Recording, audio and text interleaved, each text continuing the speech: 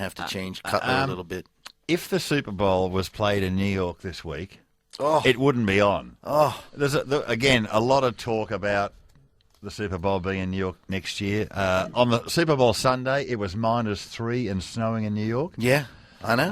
There's a blizzard there now. And there's a blizzard there cars now. Are covered. I mean, look, I wrote a very, very scathing piece about this 2 years ago. I think it's a ridiculous decision, but the league is hell-bent on it. Well, they built a new stadium, which you often get rewarded for building that new stadium. Given the fact it's in New York, what the hell didn't they put a roof on it for? How does it change the game in the sense of, obviously, the colder conditions are going to change the dynamics as well? And this is what a lot of people defend it by saying this is the way it was when the Green Bay Packers beat Dallas on the frozen tundra back in 1960, whatever. And New York play there. There's a New York team playing there every week. Yeah, I mean, look, it does get back to being, what the game is all about. Yeah, winter sport, and it's a fall, autumn sport in America. It's cold. You're supposed to play in the environment. So, I mean, by that standpoint, it's okay. But I look at, the people that you would have seen there, the corporate fat cats, the people that could care less about the game, that just want to be seen and wear their dresses and coats. Let me ask you this question. Where are they going to sit? Has the season always finished the first week in February? I mean, no, it's longer. No, this is much longer now. But it used to be January. What would the problem be shifting it a month and having the Super Bowl on the first Sunday in March? Not going to happen. I just couldn't imagine, having just spent a week in New Orleans. That was a stupid question. I'll acknowledge that. But I mean, I know what you're saying. It's the middle of winter. It's the middle of winter. But that's why they have it in warm weather or indoor cities. This is the first outdoor cold weather Super Bowl ever. So having spent a week in New Orleans for the Super Bowl, I can't even comprehend how the week would be if you were in a place where it's -5, -10 degrees. I'll tell you what it was like, because I was in Dallas in Super Bowl 45, and it was horrible. Oh, yeah, right. But it was Cowboy Stadium, which is a magnificent stadium indoor. But getting around Dallas was horrible. So one of the things I enjoyed most about the week was walking everywhere. So in the week leading up, let's forget Super Bowl day for a minute. In the week leading up, you could walk everywhere in New Orleans, and it was pleasant, and it was warm, and it was nice. Everything was 15-minute walk. 20-minute walk. It was engaging because you got to see the Ravens fans, you got to see the 49ers fans, you got to see the just NFL fans, and everyone was engaging with fans. We walked to the stadium on game day, and you sat in the stadium, and there was a blackout for 34 minutes, and it was fine. We were just sitting there, we weren't cold, we weren't just sitting there talking, drinking our beer, and just... And it's worth mentioning that the stadium, it ain't in New York either. I mean, it's on the other side of the river. Well, I was just thinking that. So are they going to have the events probably in New York? I would surely imagine. The events will be in Manhattan. Only go for the game, I guess. But yeah, it's really interesting. Now, Al, that thing about the Celtics, 2008, the only title with those guys. So one title with Pierce and the crew, which is still one title. Yep. But it's not like they're breaking up the Lakers or the Celtics of the 60s. Yeah, that's fair call. Yeah. So before we go to the break, I'll just quickly give the MLB World Series market as well. We've got the Angels $9, Washington are $9, the Dodgers $9.50, the Blue Jays $9.50. Then we go to double digits with Detroit at $10, the Reds at $12, the Rangers at $13, the Yankees $15, the Giants $15. The Braves, $17. The Red Sox, $17.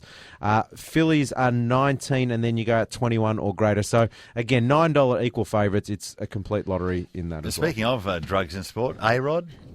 Yeah, well, there you go. I mean, but it's funny. They're investigating that connection now, which is got to do with South Florida and these labs. Yeah, it's a lab in South Florida, and A-Rod's connected, and potentially the University of Miami. But one thing I did want to say, you got to remember, is the American leagues are not bound by WADA. They've made their decisions not to. And the main reason why has to do with strong player unions. The unions aren't going to sign a collective bargaining agreement where one of their members is going to be out for 2 years automatically. Just not going to happen. NFL will be the same, wouldn't it? Yeah, they all are. They're all like that. In fact, the NBA has negotiated very cleverly, if I can say this delicately, around the marijuana issue because a number of their constituents or players, whatever you want to call them, enjoy a little herbal refreshment. So they've made it work. They've actually worked around it in terms of really testing in the preseason. I'm not sure they test in the off season. So, it's interesting to see all the people this week saying, why didn't those Essendon players, if this is true, go to their union and complain? And that will show you that the union, the AFLPA, which has done great things, probably still isn't strong enough yet to where, an NBA the AFL's a bully. Like, they are a strong organisation. That's the AFL. correct. I've got to say, it's a very different situation. The hairstyle of choice in the NFL is clearly the dreads. Funny, isn't it? I mean, Yeah. We do have to take a break. We need our two callers on the line, 9429 11 16, to go head-to-head in our Who Am I quiz for an NBA Game Pass, one of the best prizes you could possibly land. So we need two callers to go head-to-head for that quiz with Alice Gandy, your quiz master, 9429 11 16. Jump on the lines now. On the other side of the break, you can go head-to-head. You are listening to Betstars and Stripes for Betstar. Betstar's huge range of autumn feature doubles markets are live and are a great way to nab some value on two runners you like. Head to betstar.com.au or betstar.mobi today to get on with us. This is Bet Stars and Stripes with Dr. Turf, Ed Wyatt and Alice Gander. Welcome back to Betstars and Stripes at 10 minutes to 9. The West Indies 3 for 148 off 30 overs, so on track at this point in time. And a reminder that 13 doesn't have to be an unlucky number. In fact, 13 is the new 7. Keep an eye and ear out next week to find out how Betstar are going to prove that on the 13th of every month. Starting this month, which is, of course, just a few days away. We've got a couple of callers on the line for our Who Am I quiz for an NBA Game Pass. To explain how that works, Al, our quiz master, will provide one clue. You'll get the chance to gong in with your name, buzz in with your name, and provide that answer. If you are incorrect, you've got to sit out for two clues. If you are victorious, you win the NBA Game Pass. Our first contestant is Shane in Oakley. Shane, good evening. How are you, boys? Going very well, Shane. Give us just a buzzer tester, which is your name. Shane. Fantastic. Derek in Warrenwood. Derek, good evening. Gents, how are we? Very well, and a buzzer test for you as well. Derek. Doc laughs at the buzzer test every week. We've been doing this for how many weeks? 24 weeks, and he laughs every week. You've got to prove that they're capable of... if they get their name right, if they get their name right, then that's the first step. Just the first bloke on the first show we didn't know what we were doing, did he? Yes. Shane and Derek, the rules are I will give you clues. Have you thought about what would happen? Sorry, Shane, if we have two guys on and their names the same? Ooh. No, you haven't thought it yet. There's no surname. contingency, is there, Al? No. Surnames or nicknames? Smart, Alec, you are. You've worked everything out. But Big bar question. It's on a need-to-know basis. It wasn't in my notes. Yeah. Shane and Derek, I will be calling out the clues. I'll be going one clue at a time, and if you think you know the answer, who is a player, if you think you know the answer, just go in with the buzzer and you'll get a crack. If you get it right, you win an NBA Game Pass for the remainder of the season. If you get it wrong, your opponent will have 2 free clues where you're not allowed to come in. So, starting from the top, I was born in Bruges. I was drafted directly from Europe. I was recently selected for my 5th All-Star game. I am a 3-time NBA champion. In 2007, I was the finals MVP. Derek. Tony Parker. Tony Parker. Good work, Ooh, Derek. Well done, nice. mate. Nice work. Were there any clues there about Eva Longoria? Yeah, was that one on there? Coming? There is. In 2007, I married a high-profile actress, so that was it. And she is all-time also. If you hang on the line there, Derek, we'll grab your details, and one of the Betstar team will ring you tomorrow and arrange it all for you. Well done, mate. Good stuff. Bien. Sorry, mate. Très bien. Where is Bruges, Al? Belgium, I think. Yeah.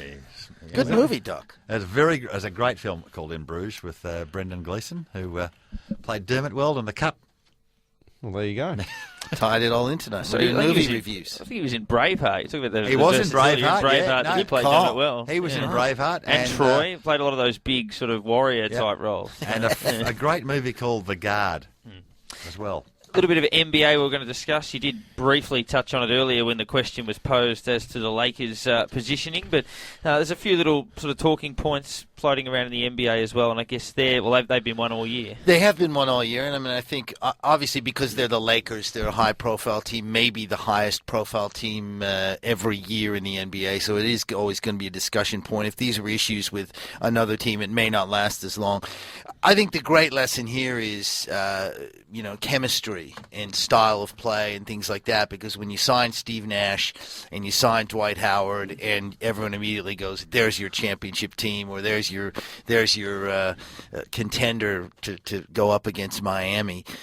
You know, you forget that these are human beings sometimes, that they're not just like robots that you can plug in and go, you know, fantasy footy, and you go boom, boom, boom, and here we go. So there have been so many issues with Mike Brown out. Now D'Antoni's in. People want him out. I mean, people saying they got to get rid of him now. That would be unbelievable. That would be unbelievable. Howard has been injured and not played well at times. Kobe's gone from, you know, as you said months ago, taking every shot, but when he starts handing the ball off and really dishing out assists, they play well. But that's really not what he does. No, it's not what he does. And it's almost not fair, in a way, to say that Kobe can't take so many shots and he needs to start dishing the ball off. Well, Kobe Bryant's never made a living dishing the ball off. I mean, to me, that's odd. But we've all agreed that when he does that, they win. Surely winning is paramount. I mean, LeBron does it. LeBron is happy to forego points to get triple doubles to win matches. He's a different cat from Kobe, though. He is a different cat. It's a different situation, and I agree with you. I mean, it makes sense, but I mean, by the same token, he starts handing it off, and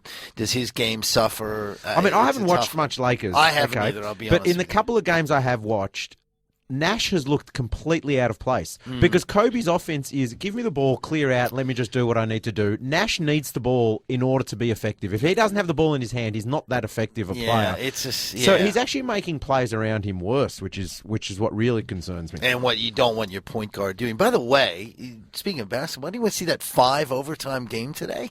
Notre Dame and Louisville was unbelievable. It started out, I had to go up and see the in-laws. I started to watch the first maybe, I don't know, 15 minutes or whatever, hit the road, came back. Someone was tweeting, about it being in a 4th overtime, so I turned it on. This is like 2 hours later, and it's still going. Went to 5 overtimes. Remarkable. So we haven't got long to go, Ed. What about Bogut? How's he tracking? What's the state of play with him? I know we all know he's injury prone, but yeah, it's a tough one with him. It's going to be I think it's going to be really hard for Andrew to get back to the level that he was at. I mean, it just seems like it's 1 step forward, 2 steps back. And I think you just keep your fingers crossed that he can remain healthy. But, his classic big body, gets injured. It's harder for people like that to recover, I think. How old is he now?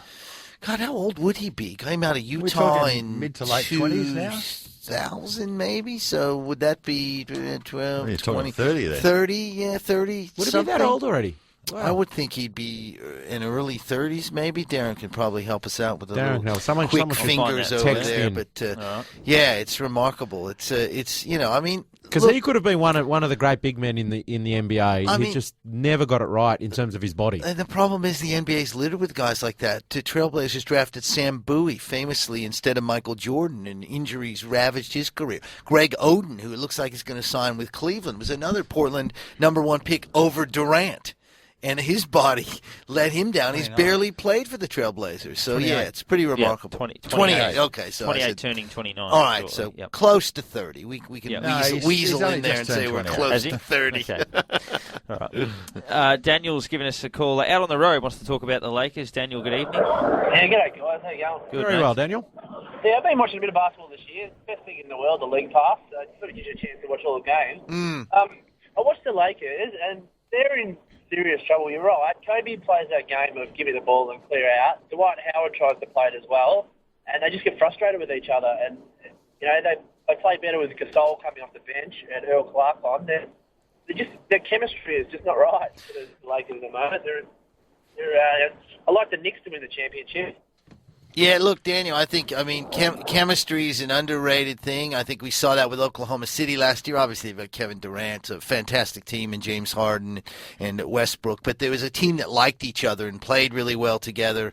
And I think the Knicks are doing that as well. I really do. But I don't think the Lakers, and that's the thing I said to Al off the top, I think the chemistry is an issue. And you forget sometimes that you just can't plug these players in. We see it in world football and soccer as well, where you get all these superstars and you put them together and you go, there's no way this team's going to lose, and they just can't get the chemistry together. So I do it's think upsetting that's a big to watch issue. as well. I'm with you, Daniel. It's upsetting to watch. I love team sport. I love the concept. I love playing it. I love watching it. I love everything about team sport.